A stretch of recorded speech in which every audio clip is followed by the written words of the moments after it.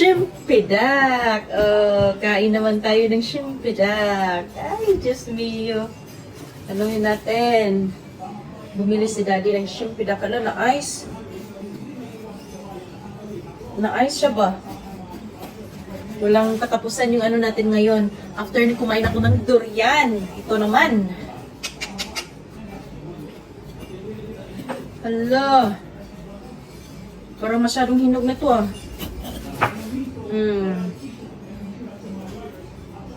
Oh, ha? Yan. Oh, ha? Yan. Patikin ng shempedak. Yeah. Bumili, hindi ako alam, bumili para si Daddy ng shempedak. Ang tamis talaga, sobrang tamis niya. Malambot, masyadong malambot lang yung ano niya. Pero sa totoo lang talaga, mas gusto ko yung jackfruit. Dahil gusto kong gusto kong malasahan yung medyo malutong-lutong na ano pa niya yung laman. Ito soft kasi.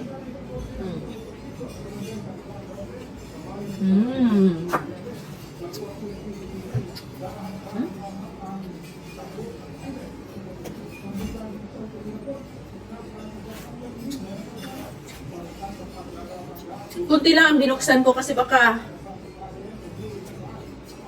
magtatrabaho kasi ako. So, hindi ko maubos.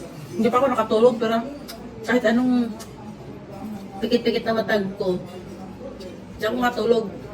Kakawin ko pa lang galing sa practice namin sa choir.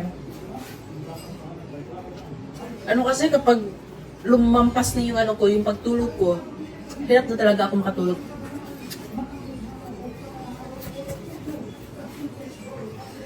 Shempedak. Wala.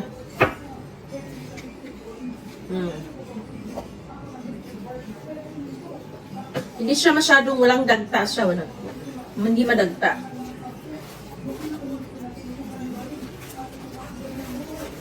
Yan. Shempedak.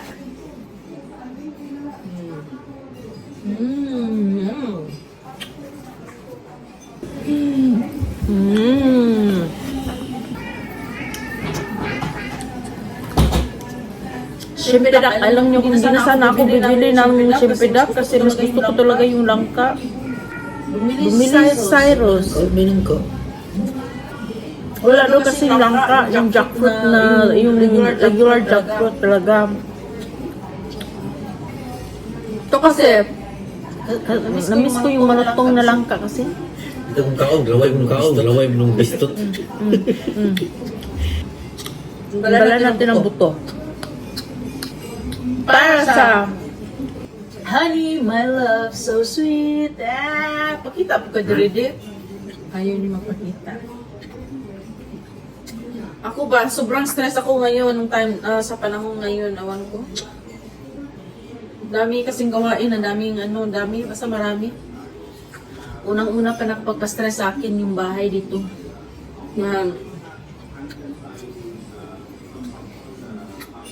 Wala ng pera. Tapos mag-loan kami sa bangko. Ano na yun, more? Hindi pwedeng mag-loan kapag ongoing yung bahay. Eliso? Wala, no more. Ongoing yung bahay or naka-under permit siya. Hindi ko naman alam na ganun pala. Sus, sige pa kung istorya. Naka-on na, baliktad na dahil. Hindi ko alam, yung policy pala ng bangko, hindi pwedeng mag-loan na kapag ongoing permit or under permit yung bahay. So, kailangan dapat nag-loan ako before nag-start. Kaya, laking problema. Tapos, kagaya ngayon. Galing, I was working last night, then dumiretso sa church kanina. Andun yun. Church kanina, tapos after ng church, tapos ng 10:30, may choir practice kami. Nag-choir practice kami para sa Wala na, so may Easter ganito ka? Vigil. Nga pa din. Wala dito, wala. Para sa Easter Vigil namin, tapos yun. Wala akong tulog ngayon, wala akong tulog. Imbis na matulog sana ako dahil mag-work na naman ako ngayon alas 4 p.m. Diretso na yan na following day. Ayun, 4 p.m. until 1 p.m. bukas. Imagine na wala pa akong tulog. Wala na, paano na ba to?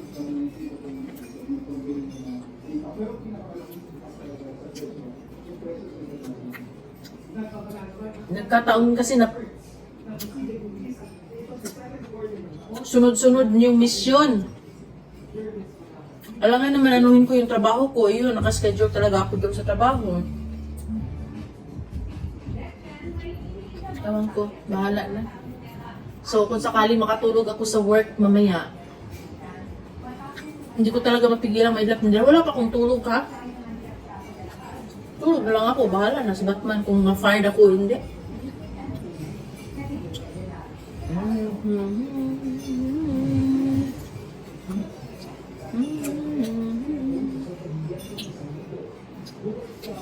Shempedak. Ang sarap ng shempedak.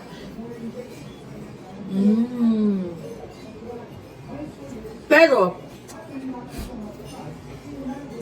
yung kinain kong shempedak last time, nag-seedling ako. Meron doon, marami doon. Magtanim, sabi ko Cyrus, itanim niya yung marami doon, tanim doon sa school, doon sa gilid ng school kasi forest naman yun, para mga ano, kaya pwede siya magtanim doon. Ang dami. Magtanim rin ako ng isa o dalawang puno dito sa backyard ko. Kaso, I don't know kung bakit yung langka ko doon, ang daming bunga. Pero kahit isa nga, walang lumaki. Lahat nagsilaglagan.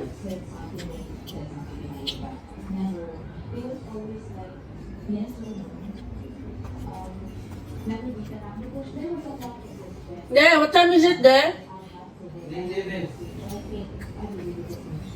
Malapit na mag-ready na ako, nag-base na ako. Mag-work sa kwarto.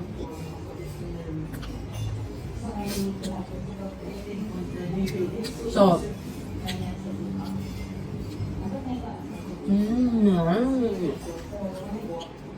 grabe, ang tamis.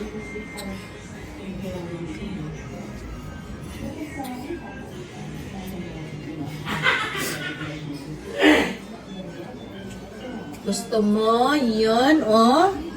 Ay. Gusto mo? Yay! Diyos niyo. Ayan. Ang tamis. Mas matamis pa to sa langka. Yung regular na langka talaga. Kaso, malambot yung ano niya.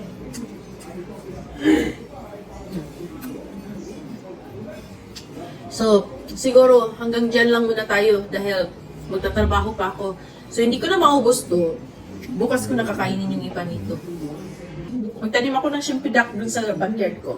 Mega love shout out sa lahat ng Amazing Eggs Angels natin from Team Tubigon Bohol and Team La Union at sa iba pang mga ano natin ng mga subscribers from Amazing Eggs channel.